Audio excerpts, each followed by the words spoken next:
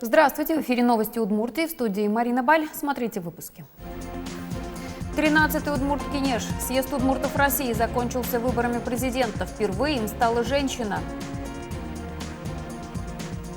Оскорбления и звонкие пощечины. Нарушительница ПДД разозлилась на ижевских полицейских. Теперь ей грозит тюрьма.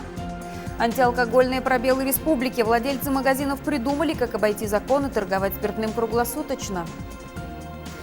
И в Удмуртии сочинили песню для нового российского мультфильма. О чем шедевр, расскажем.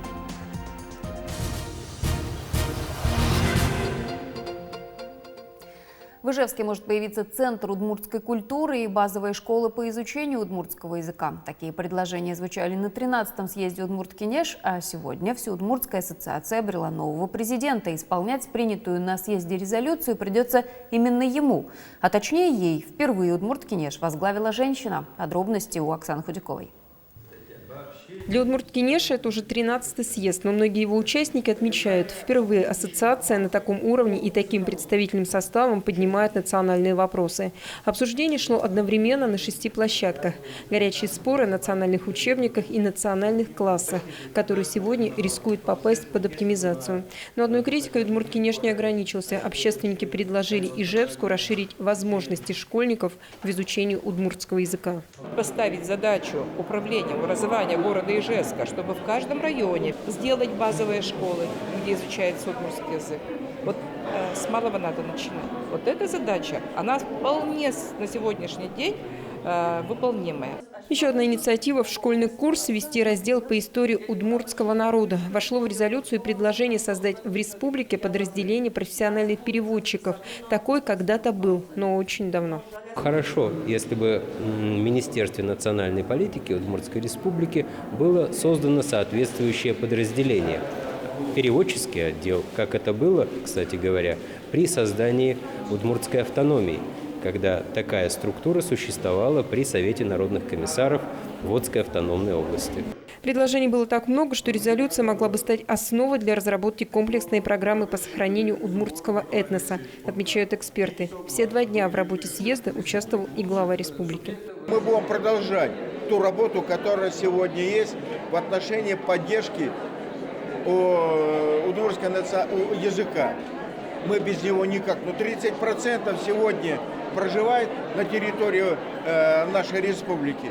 И сегодня же Удмурт-Кенеш выбрал нового руководителя. Впервые президентом ассоциации стала женщина. Татьяна Ишматова. До этого момента она занимала должность замминистра национальной политики. Прежде всего, мы также заинтересованы, продолжая речь Александра Васильевича, в том, чтобы стабильная национальная наша обстановка в республике, она бы сохранялась стабильной, а от этого зависит развитие нашего удмуртского народа в целом. И сегодня же съезд определился с делегатами на Всемирный конгресс финно-угорских народов. Он пройдет в июне в финском городе Лахте. Оксана Хурякова, Василий Хохряков, телеканал «Моя Удмуртия». И еще одна интересная новость. Удмуртия напишет этнографический диктант. Напишет вместе со всеми регионами России. Масштабная акция намечена на осень. Отвечает за него Министерство национальной политики Удмуртии. Главная цель – выяснить этнографическую грамотность населения. Достаточно больно видеть, что даже на исторических факультетах университетов сейчас нашей страны этнография не является обязательным предметом.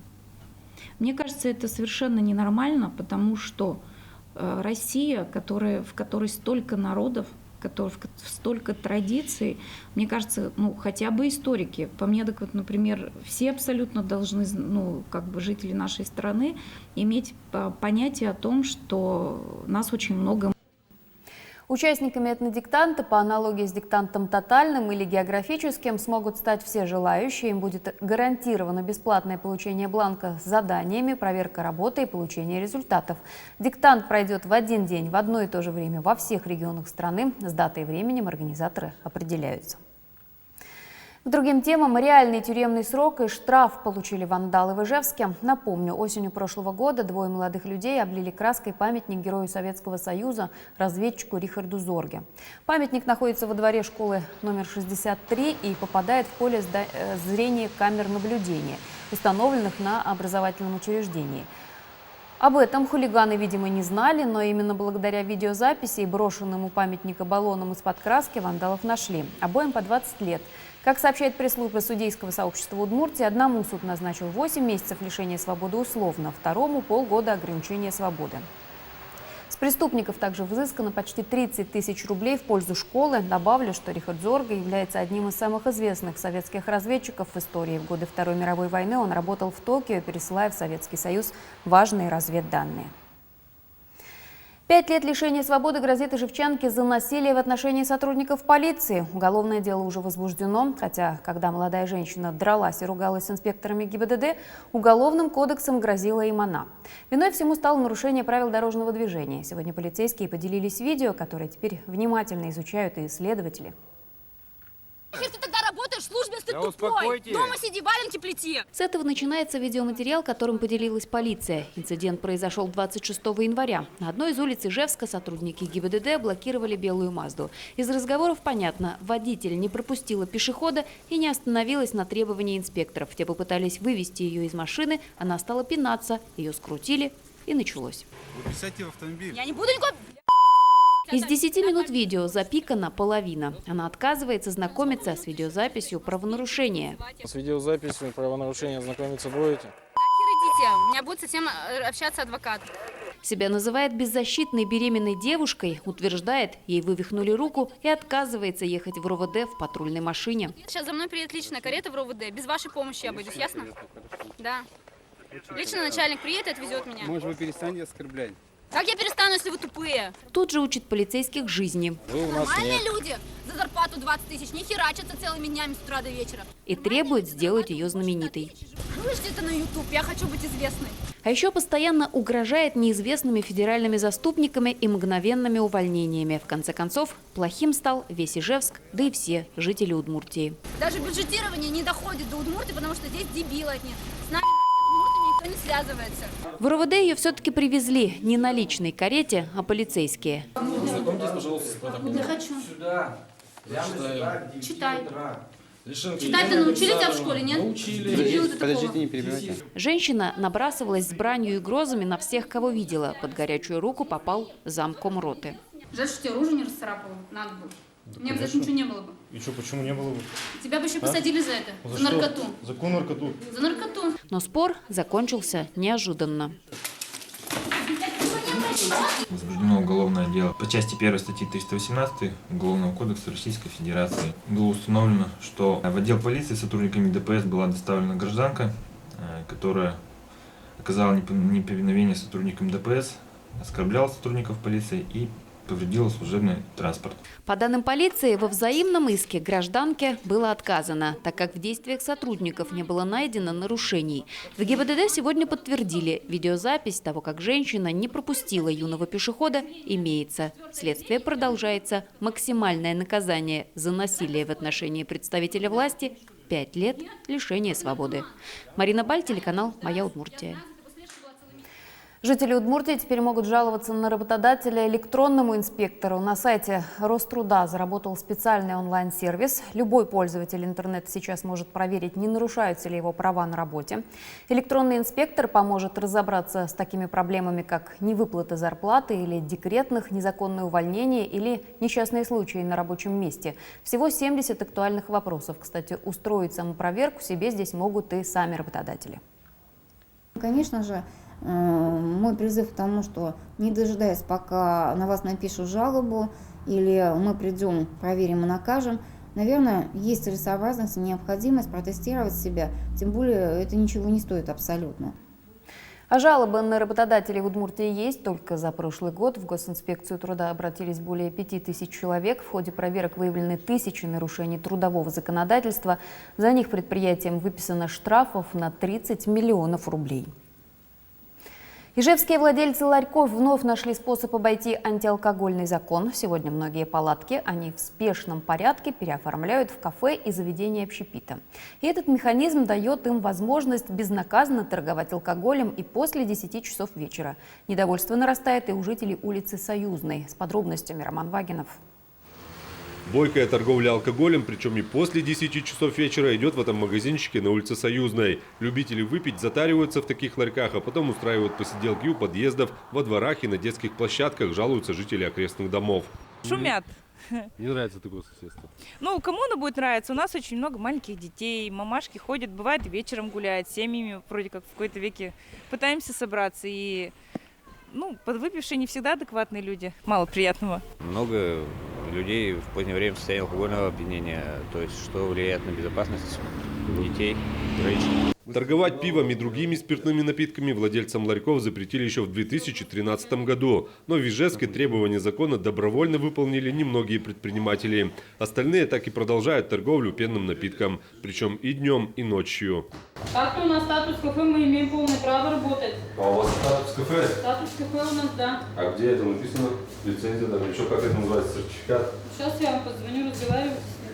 Пробелы в законе действительно есть, и, как рассказал владелец точки по телефону, по сути, любую торговую палатку, поставив там барную стойку, стол, оборудовав туалет, можно переоформить в кафе. Приехать с ревизией в такую забегаловку Роспотребнадзор сможет только через 3 года. Приходить с проверками не вправе и сотрудники полиции, если, конечно, не поступит жалоба от граждан.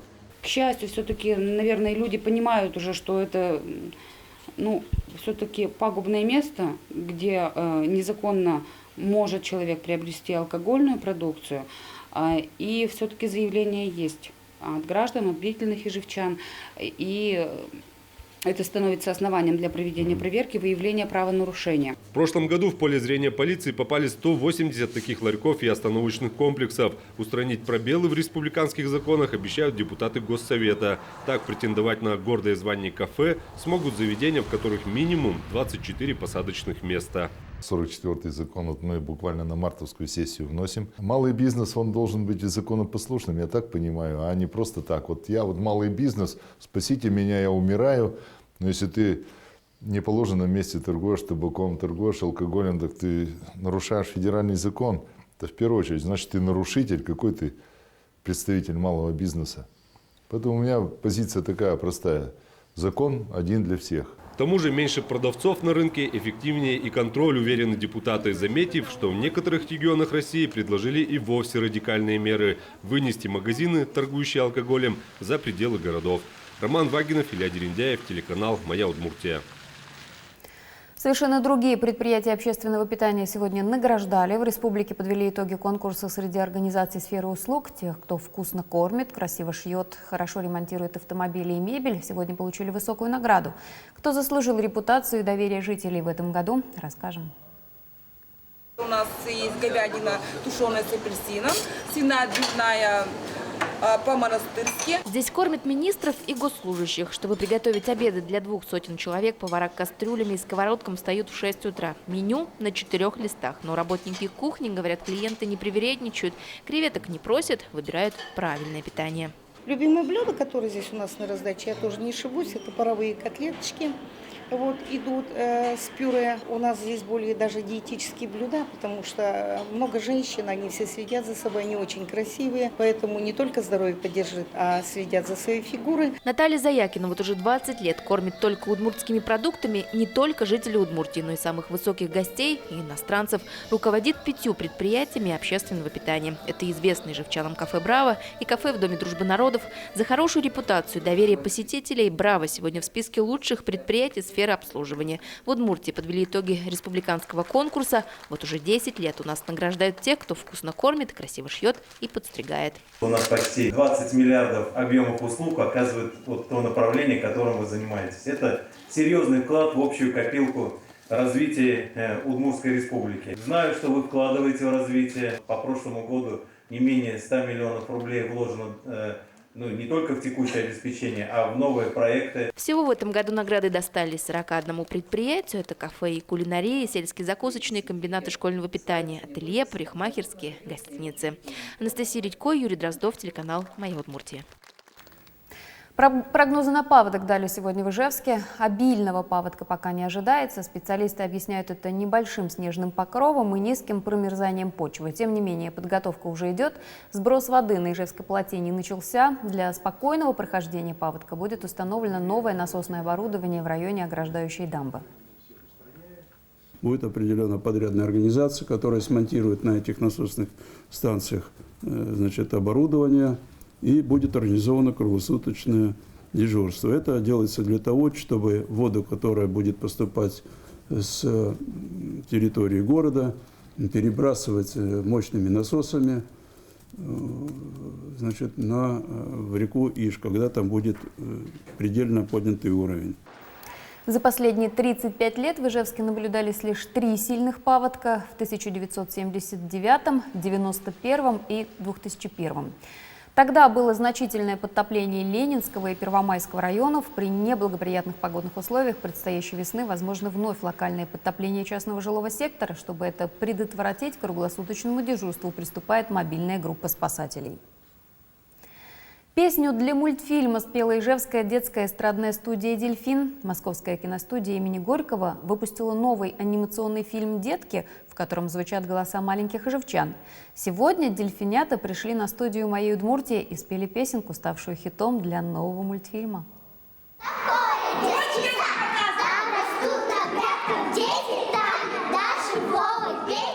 Эта задорная песенка про детский сад – ровесница маленьких артистов эстрадной студии «Дельфин».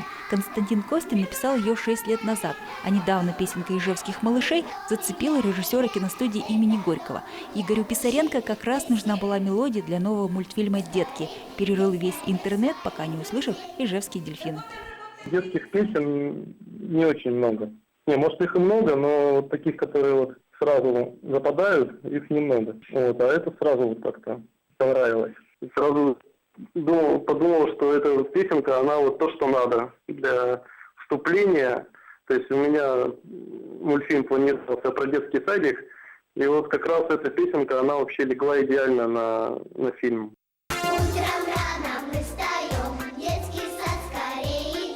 Режиссеру так понравились дельфинята, что он предложил им спеть еще одну песню для мультфильма. Про зеленку, это автор текста, это режиссер мультфильма Игорь Писаренко. Он мне прислал текст, и я буквально за раз написал, очень легко эта песня сочинилась. Потом мы ее записали у нас в студии, им отправил. Они были в восторге от этой песни, как она получилась. Зеленкой мне мама смазала ранку, у брата зеленкой лечили ветрянку. Мультфильм, в котором спели ижевские малыши, будет участвовать на международном фестивале анимационного кино «Крок». Покажут его и на одном из детских каналов. Самим же дельфинятам мультик тоже понравился. Потому что она нам напоминает о своем детстве. Этот мультик очень веселый и озорной. И он тоже про детей. Была позитивность, и я узнала очень многого, и я поняла, что надо быть веселой и позитивной. Светлана Буланова, Юрий Зелененький, телеканал «Моя Удмуртия». И в завершении выпуска вкусный анонс. Завтра на центральной площади Ижевска состоятся финальное мероприятие Всемирного дня пельмени, которое продлятся почти 10 часов. Эта акция стартовала еще в понедельник, 8 февраля. И каждый день в разных заведениях города проходили мастер-классы от известных кулинаров. Пельмени лепили политики, музыканты, актеры. В финальный день гостям праздника предстоит сразиться в пельменном бейсболе, освоить кухонный фрисби, поучаствовать в десятках веселых и вкусных эстафет. И, конечно же, отведать горячих пельменей. Начало в 11 утра. На этом у нас все. Удачи вам и до встречи.